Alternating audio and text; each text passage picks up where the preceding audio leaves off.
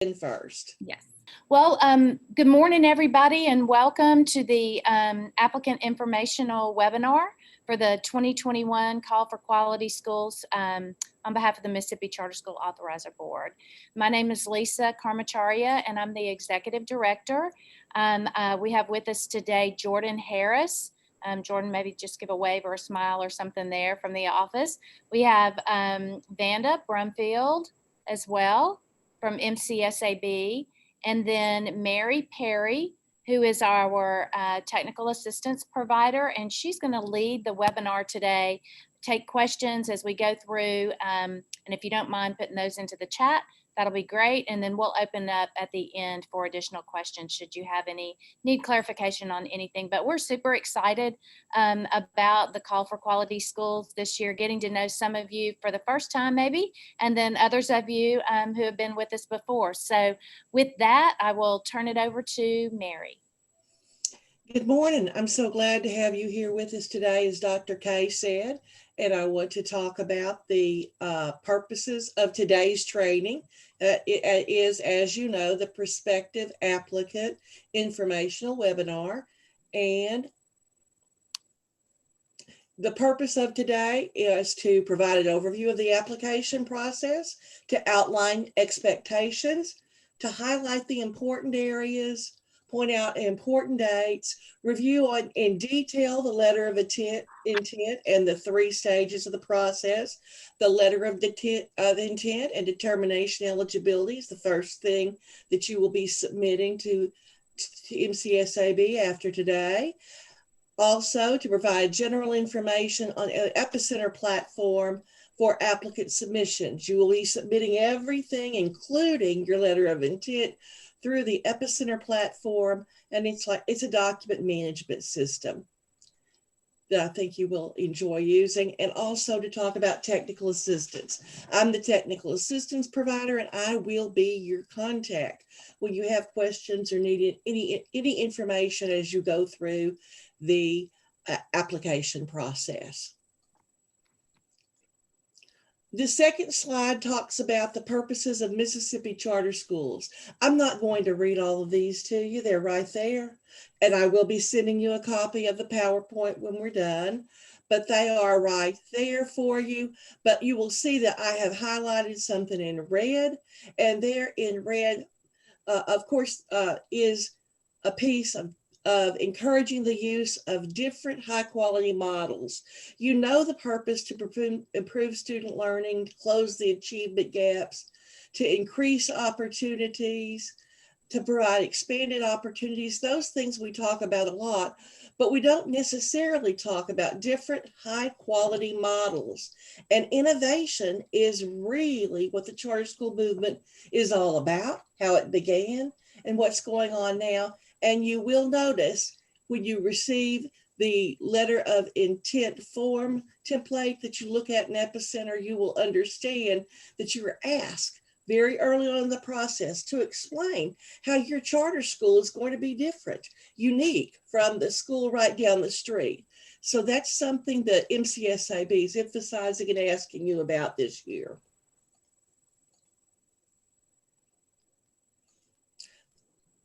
This information is directly from state law, from several parts in the charter law.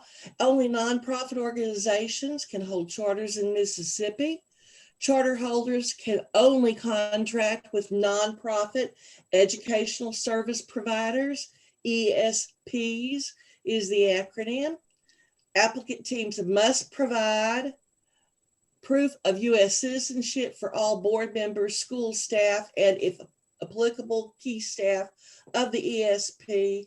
And any applicant proposing to open a charter school in a district rated A, B, or C based on the most recent accountability ratings must also receive approval by the local school board as demonstrated by a vote on the charter school proposal at a public meeting. The 2018-2019 accountability ratings, due to the pandemic, this is the latest accountability ratings that are available, and so that's the one that you were looking at, I clicked on that link and took you to the MCSAB webpage. And there you will see this little link to potential locations for charters. It downloads.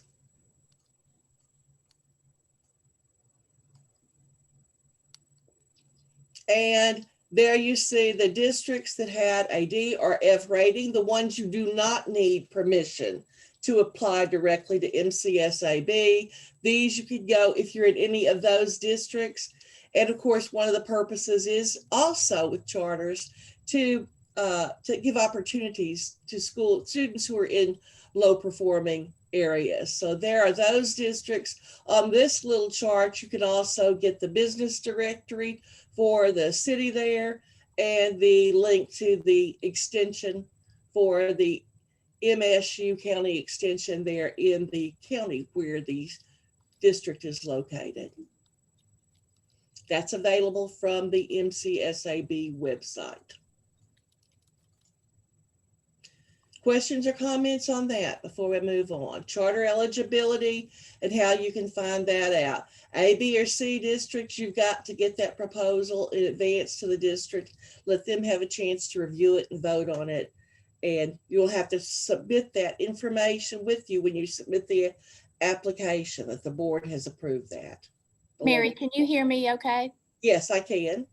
Look, if you could go back to the accountability ratings and the section on our website, I did not get to see the chart, your chart that locates, that shows the location of the D and F districts, and maybe it just didn't pull up on my end, but if you don't mind pulling that up again for others that may not have seen that, that'd be great.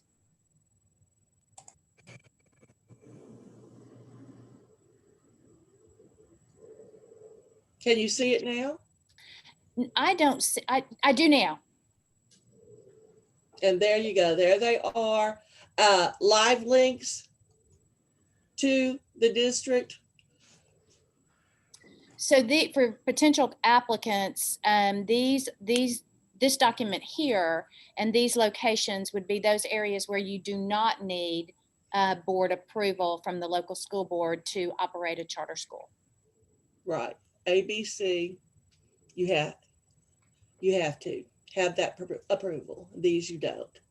Thank you, Dr. K, for pointing that out. I had it on the wrong side, I think. Any other questions or comments?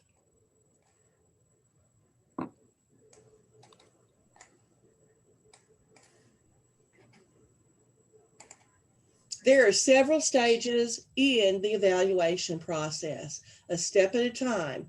The initial phase is the mandatory letter of intent. There you will complete accurate and complete information using the template provided in Epicenter and following the directions provided. Want a timely submission? The deadlines, I'll go back in a moment, emphasize those, and then we'll move on to the stages. Let me show you the template. The mandatory, this is the letter of intent template. If you're a returning applicant, this looks very, very different. Is that showing? Dr. K, can you see the letter of intent? Yes, ma'am, we do. Document, thank you. All right, this one is the letter of intent. It's done for you so that what you as an applicant will complete will be the green boxes. And actually, when you get in to your actual version from the template that will be in Epicenter, the only thing that you'll be able to click on will be the green boxes. The others are locked, they're password protected. And then this is a document of your several places on it where you have some drop-down menus to select from, and you'll drop down there and move on down through the links and through the proposal. What I really want you to look at is, here's a section, and it tells you again what we mentioned just a few moments ago. When I mentioned the Mississippi Code 37283E, the purpose of the charter schools is to encourage the use of different high quality models. And you can see that that's one of the first questions you're asked to actually give a little bit of a discussion about, an essay answer, if you please. And then you have some other things, leadership team, the governing board, and then finally, you have to have information on each governing board member here. And again, their information is asked. You'll have a drop-down menu where you can select the role.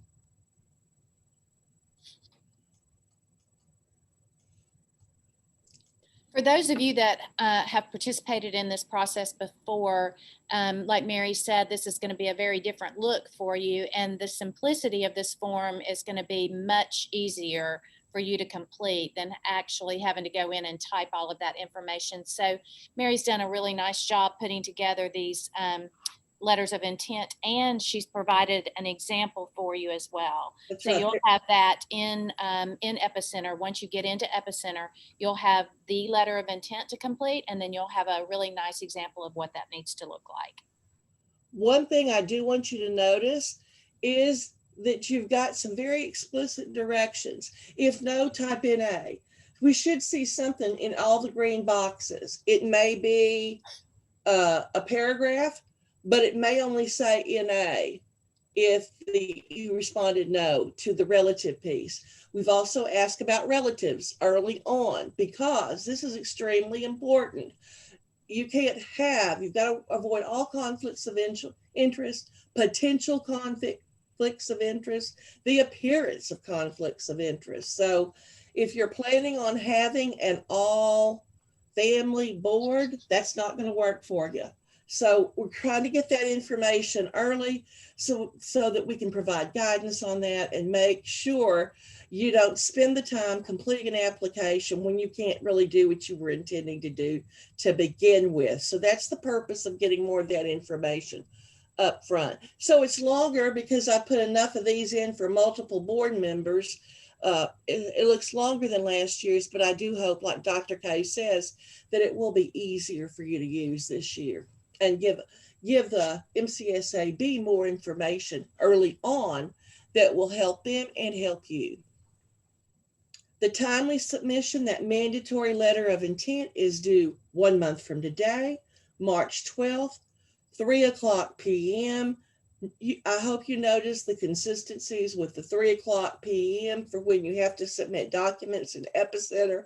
I love that piece, and the MCSAB has had that in place now for a while. It's great because that's what you remember.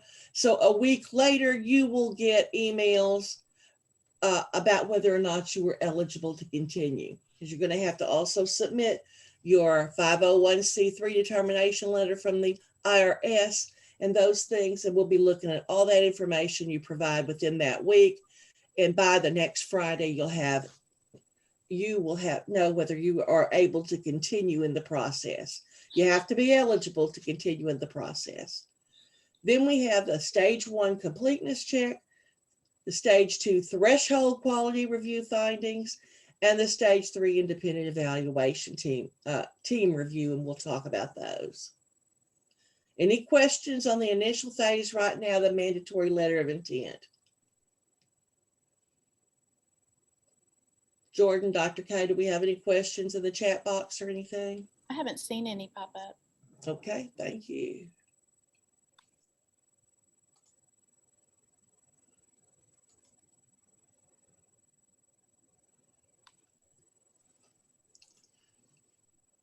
Okay, what the proposals themselves, all your narrative where you explain everything, all the attachments that are required, all of that has to be uploaded in Epicenter by 3:00 p.m. on May the 7th. Let me speak about Epicenter for just a moment here now and back up. This applies to the letter of intent. Depending on how much information you include that goes into Epicenter, for example, when you include with the letter of intent, the information on U.S. citizenship, either a copy of a birth certificate, a copy of a passport, those are the two pieces that we see most often, those will be uploaded. When you get on into the application and you have other documents you're uploading, some of those could end up being large. large documents. Those files will take longer to upload. Be sure to allow yourself time to get that into She right here behind me. That's why I got my mask on.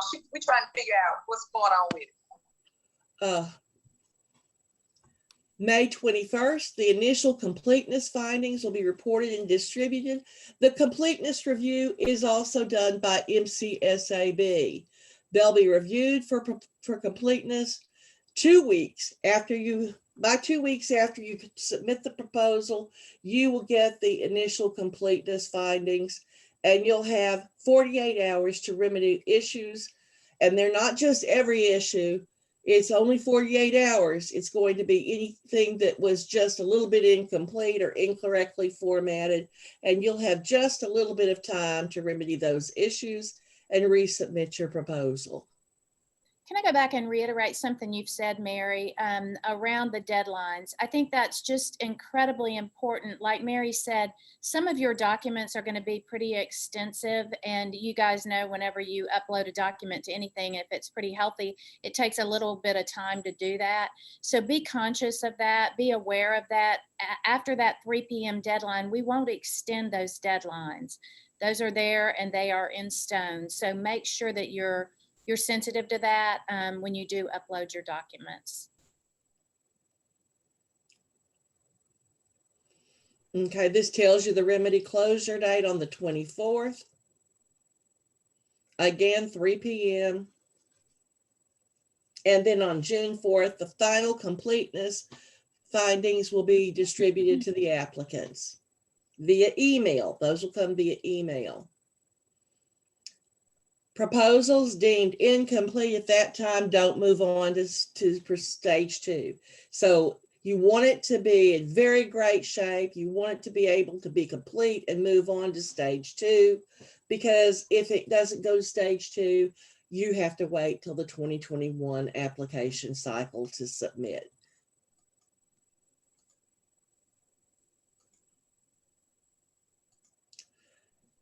Stage 2 of the review is when a team of expert, independent evaluators come in and take a look at your application. This will be a group that contracts with MCSAB. They submit they put out a request for proposals for groups to do that information. They've had groups do that for them for several years now, and it's worked quite well. So that's who will be looking at the proposal against the critical elements. The critical elements are no secret. It's not a secret what they're going to be looking at for you. It is at the back of the RFP. You've got a whole it's pretty detailed because it goes section by section and gives you exactly what they're looking for. So you have the ability to check your own, or have someone who wasn't involved in writing your application come in and check your application for you. And compare it against those criteria that are published in the back there and see, what do we need to bump up? What do we not need to get done? What can we improve?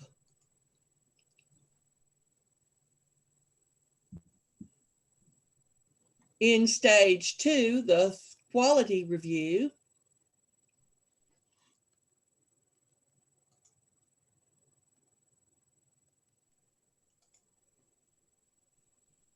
okay. That's what we were talking about. June 7th through 28th is the threshold quality review. It's going to take a long time for reviewers to go through multiple applications. And we're hoping to have many applications this year for those reviewers to go through. So, sorry, y'all, I went backwards.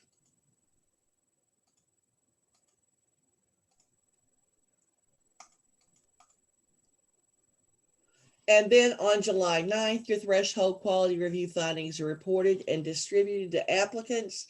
Now, again, you've got that stage 2 criteria, as I said, and the criteria is separated for you in the back. So you've got a stage 2 criteria and you've got a stage 3 criteria. And again, just like with the completeness check, if you don't meet this minimum threshold, the process is over for you during this cycle. But if you do, those who do are going to move right on to stage 3.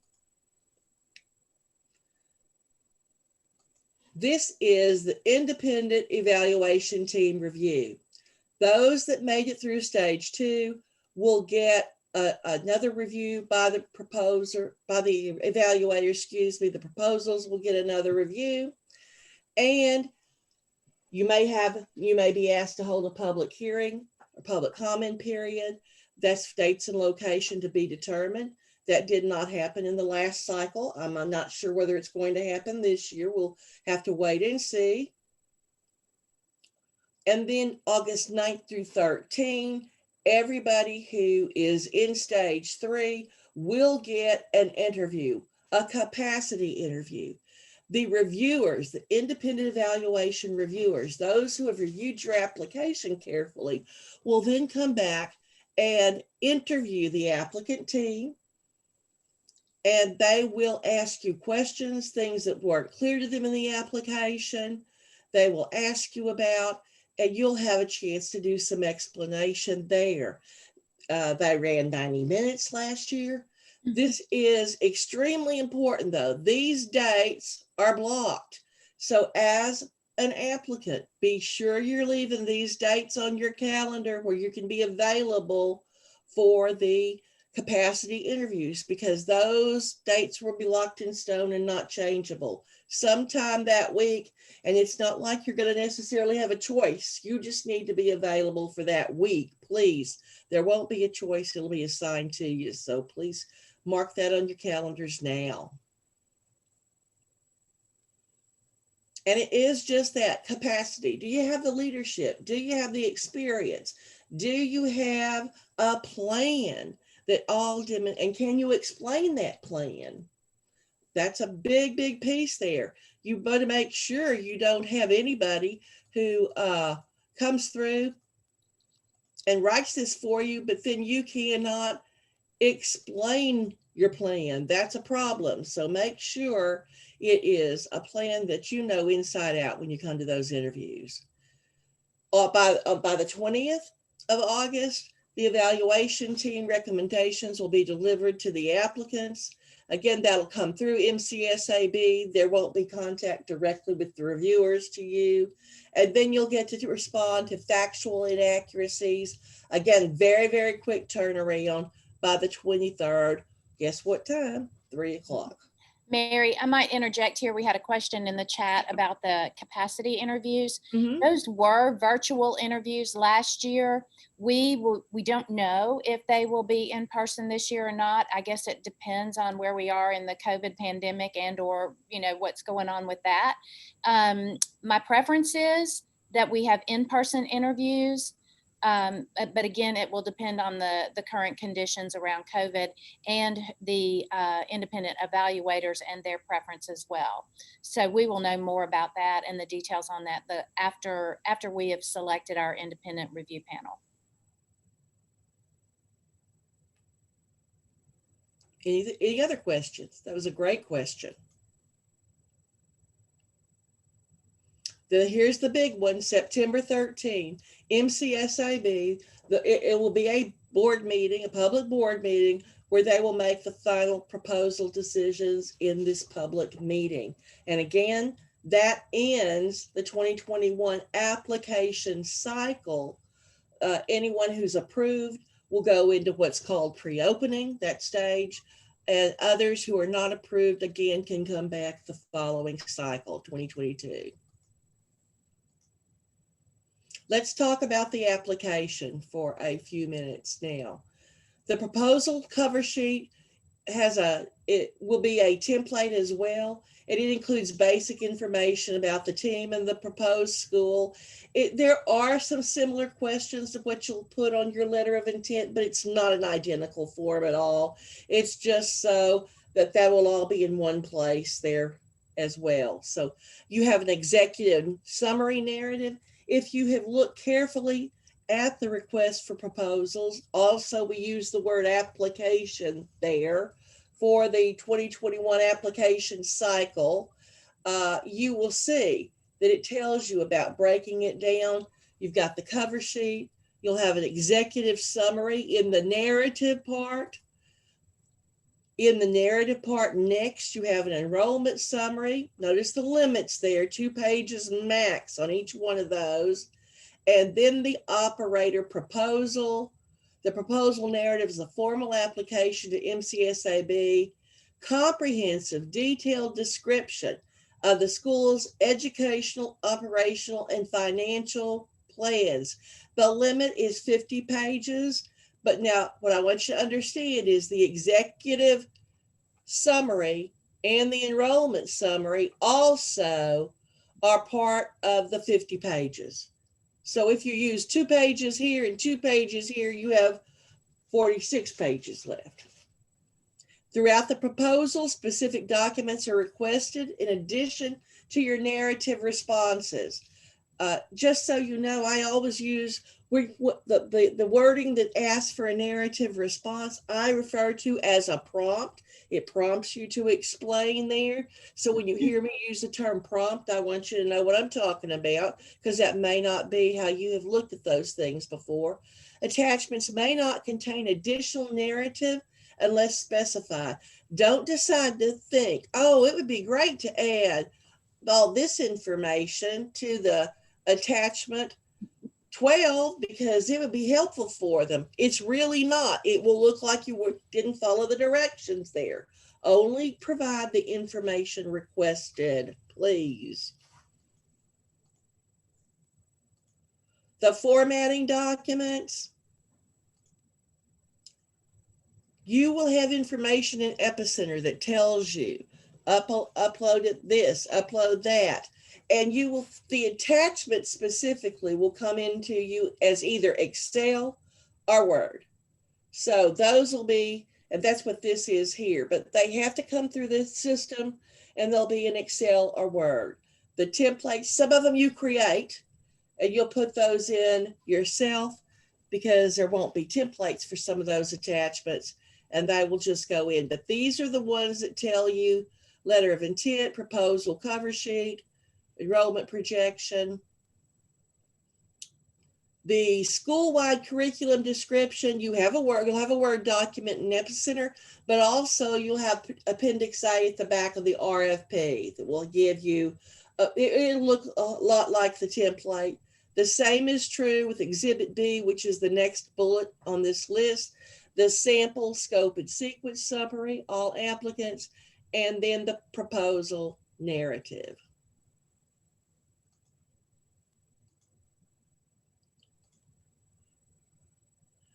This one went on with statement of assurances, staffing chart, board member information form, financial plan workbook. That's a biggie, and we'll have another whole session on that in March next month.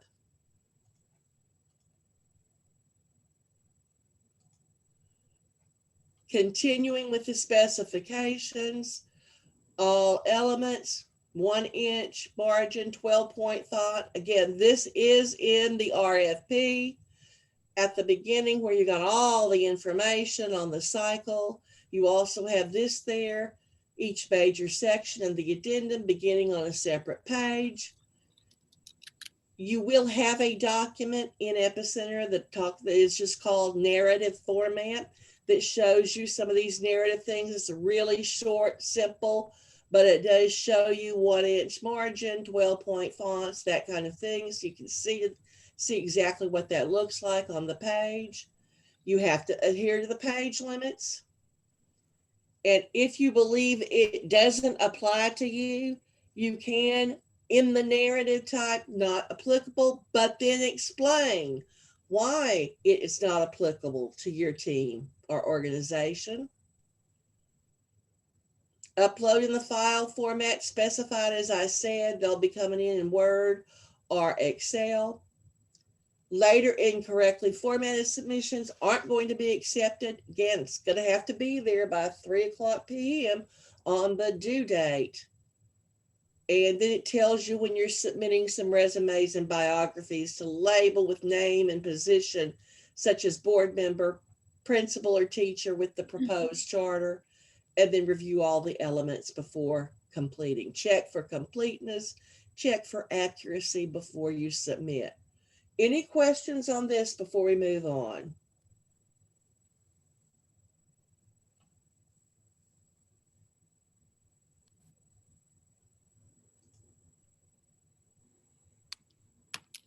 Yeah, there are a couple of questions, Mary, in the chat box right now. We can address them if you'd like right this minute, or we can wait till the end.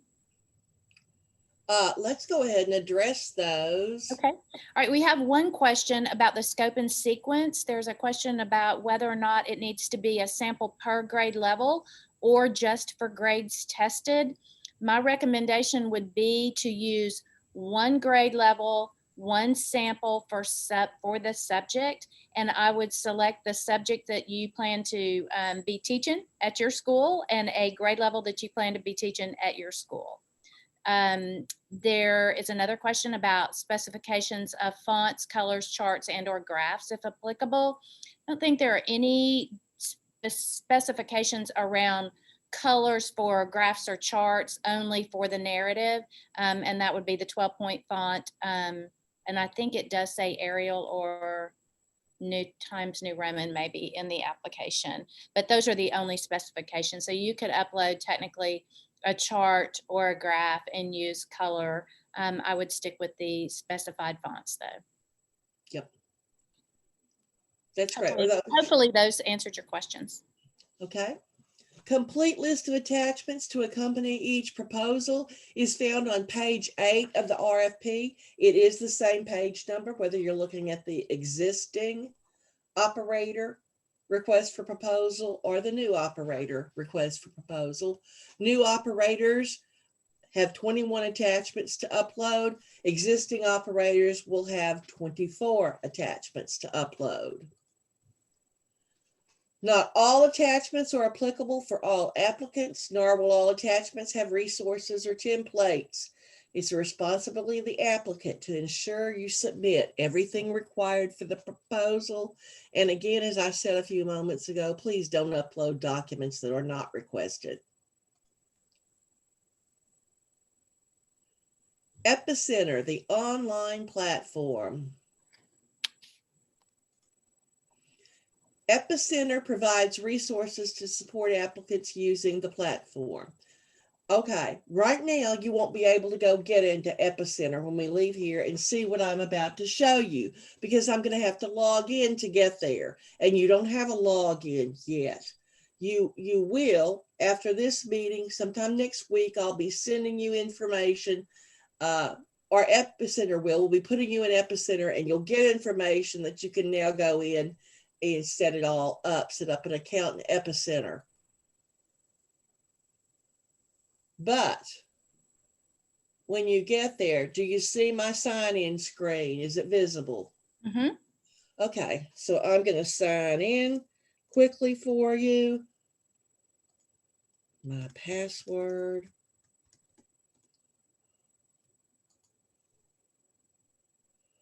And you can see what I'm showing here, and that really isn't what I want to show you on mine. But when you get in, I get an overview, but I can go right up here to the question box. And I can then click the question mark. I'm going to go back to my Epicenter screen, maybe. Well, maybe I am, and maybe I'm not. And Mary, when you get back to your Epicenter screen, let's go into one other area and they can just see a comprehensive list of what those submissions are going to look like. Okay, we're going to go down to training.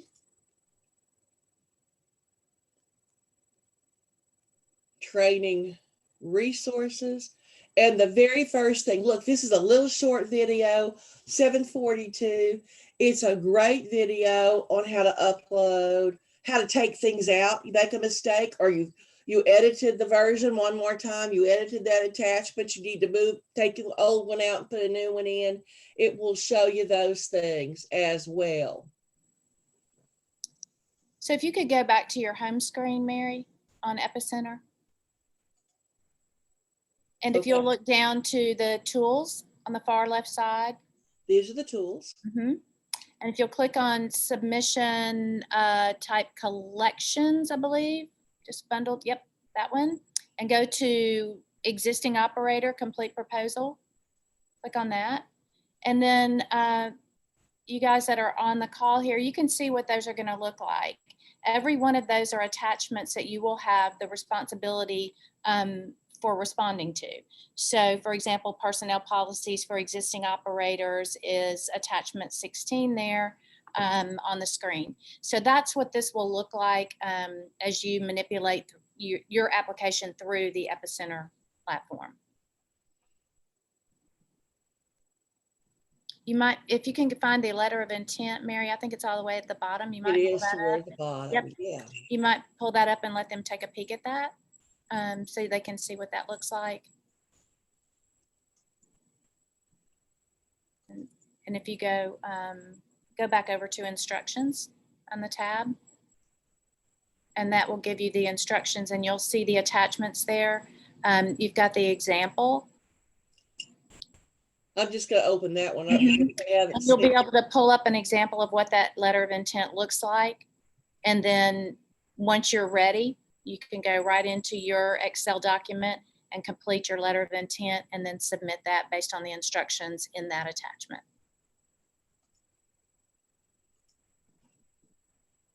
Thank you, Dr. Kay. Mm-hmm. Epicenter is really pretty user-friendly, and they've just done a major rehaul and made it even more user-friendly and able to do more things.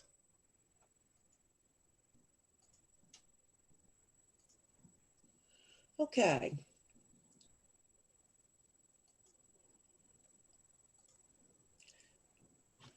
Initial support for Epicenter setup and access are going to come from the technical assistance provider. That is me. I am your technical assistance provider. It is I.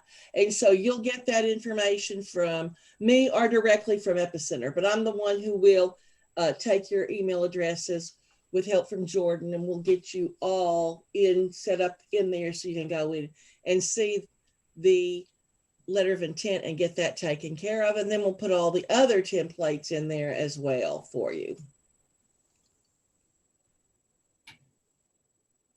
The applicant code of conduct. Now this is very interesting. You have the responsibility of respecting and upholding the integrity of the charter school process. No surprise there. But these specifications are what you really want to pay attention to and make sure. You cannot initiate or attempt to initiate any activity with an MCSAB member with the exception of the public meeting. You can't contact a member of the independent evaluation team or attempt to contact them. You can't direct any communications, including proposal documents, to an MCSAB member or to a member of the evaluation team. And if you violate these, you'll be deemed ineligible. So who can you contact? Who can you ask questions of? And again, I'm that person. And everything you submit becomes public records. So if you have a question I can't answer, which I will get questions that I don't know the answer to, absolutely positively, I can get those answers for you. I can contact the MCSAB should I need to and pass that information back along to you. But so that it never appears anybody's trying to be influenced or influenced inappropriately, I am the person you go to there with emails, text, phone calls. Are there any questions on that? Because that's an important piece. Please understand, it's not that they don't want to talk to you. It is just that we want to make sure. Dr. Kay, did you have something to add on that? Yeah. Plagiarism is another piece. You've got a definition as defined by the University of Southern Mississippi. Plagiarism. Copying words, concepts, or ideas from any source and submitting the material as one's own without acknowledging the source by use of footnotes, quotation marks, or both. Okay, again, if you're going to operate a public school in Mississippi, which remember, charters are public schools, you abide by the public rules, you have to avoid anything that would appear to be inappropriate, and you also need to be held to the highest standards of integrity. So that is true with this as well.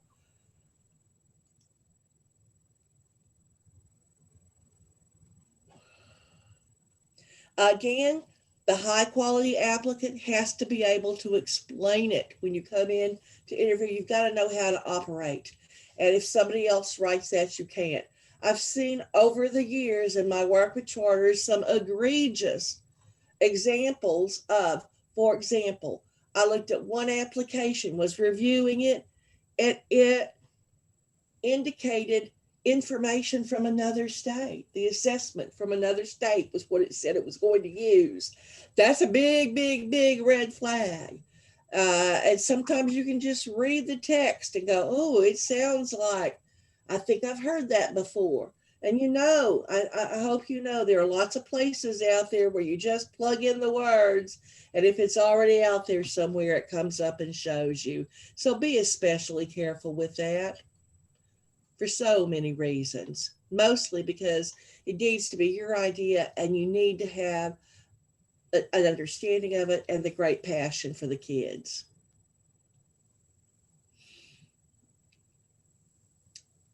I need to back up for a minute.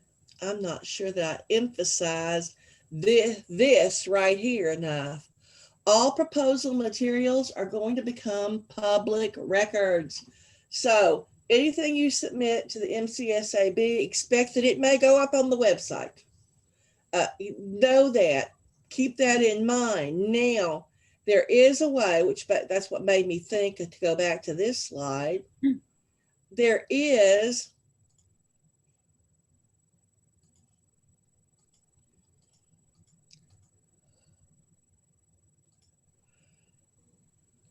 if you have your own model that you're using and it's your own intellectual property, you'll have a way to let us know that, and that'll be appropriate and acceptable. That doesn't mean that you can't do that, but just be aware of that.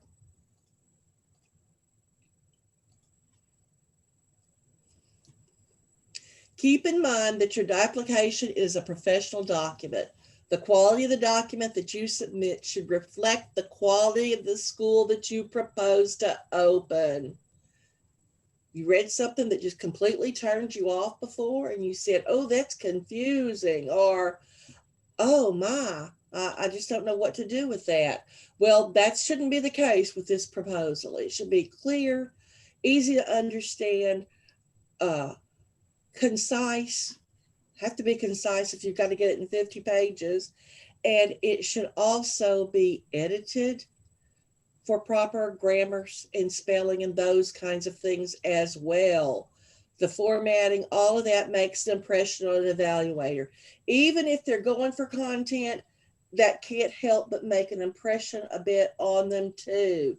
So keep that in mind. Evaluation teams can navigate it if it's well organized, effectively edited, and they need to be able to focus their energy on reviewing the content of each application. They shouldn't be distracted with what does this really mean? It's confusing.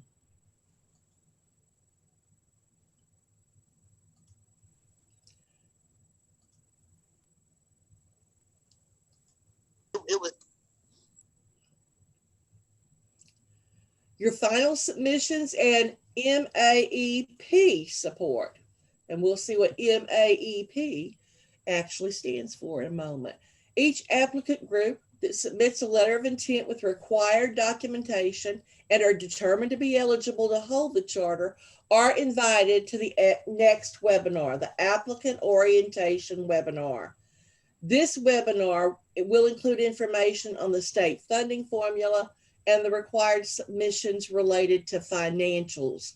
We're not going over that today. We're going to make sure we go over that after we know exactly who is continuing on in the process.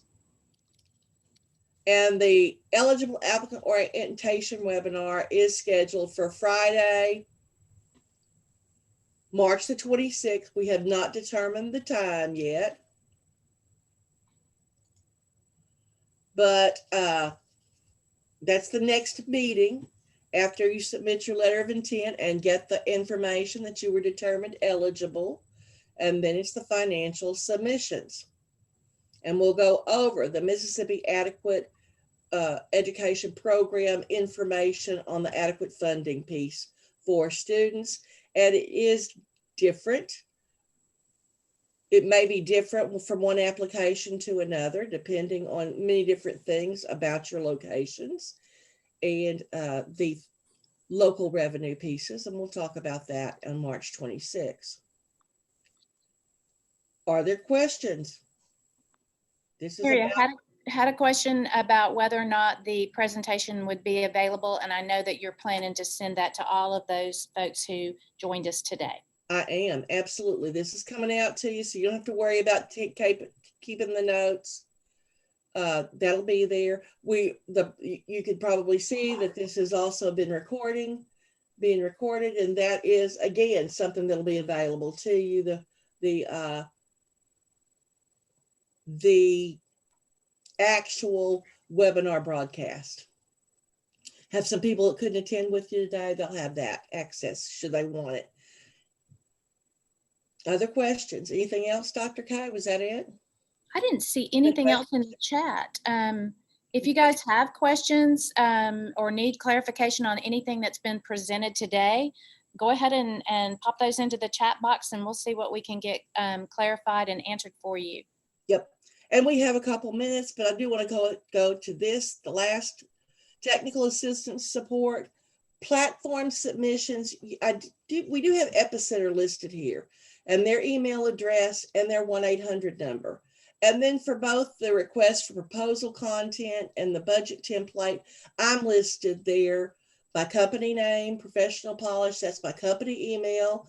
That's my work cell phone, but it's also the only cell phone I use. I use it for personal too, so there's not another number to reach me, phone number, and I can get text there.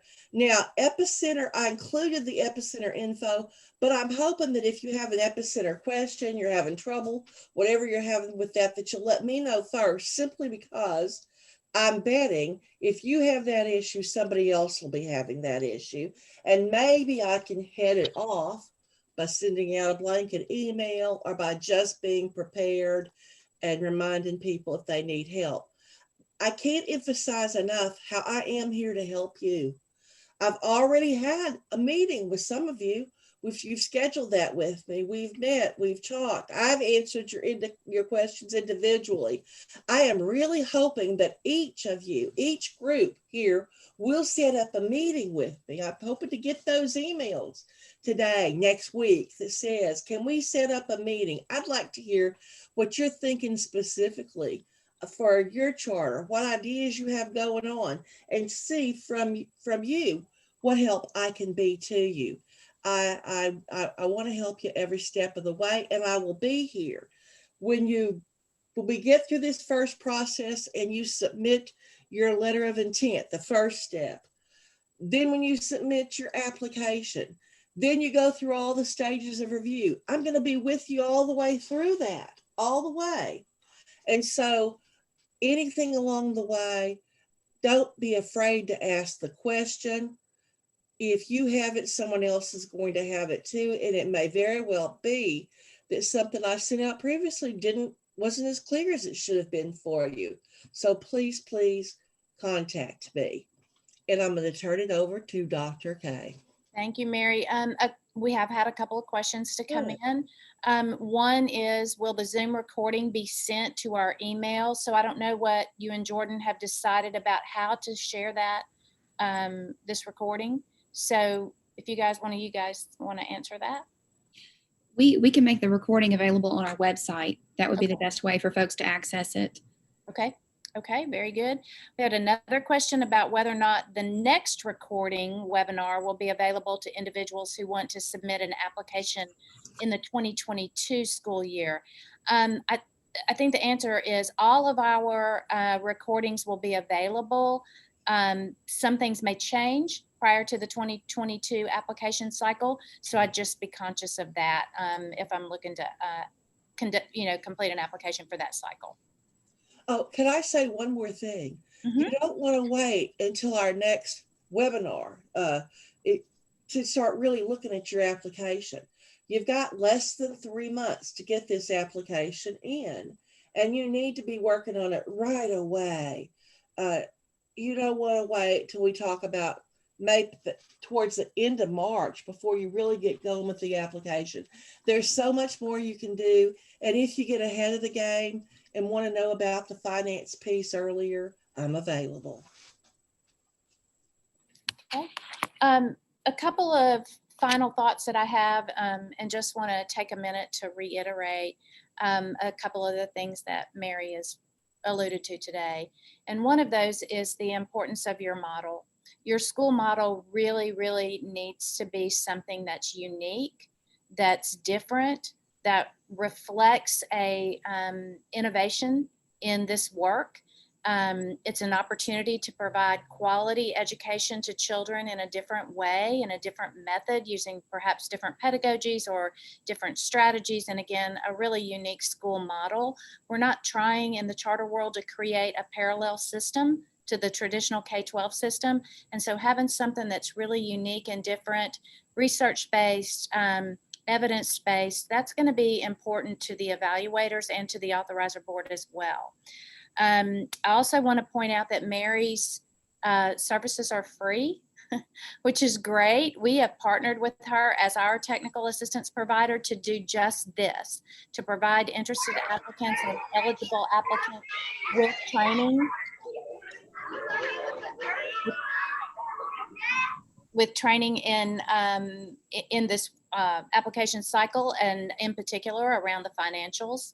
So take advantage of her, use her as much as you can. She's there, she's willing, she's able. I'll say that one of the applicants she worked incredibly closely with last year was approved. So that speaks volumes to the degree of credibility that she has with respect to working with our applicants. So we're grateful for her and grateful for the partnership and the work, and I do encourage you to take advantage of that. Outside of that, we're excited to have all of you on the call today, and we look forward to seeing your letters of intent and perhaps your eligible application down the line. So unless there are additional questions, I think we will close it there. Dr. K, we do have one more question in the chat. Okay. Okay, the question is how much flexibility will be afforded to the applicants to create a unique education model? I think that's a great question. And I think the answer is around the evidence that you'll be able to provide in relation to the capacity to deliver a model that's unique and to be able to convince the evaluators that that model that you've developed is going to provide a high quality educational opportunity to the children. Any other questions or comments? Mary, Jordan, Vanda, closing thoughts, comments, anybody? Okay, well, without further ado then, we'll say thank you again for your time today, for your interest in our work. We are looking forward to working with all of you, and I hope you all have a wonderful weekend, a happy Valentine's Day, and stay warm. I think it's cold where you all are, and I know it's cold where we are, so have a great weekend and take care.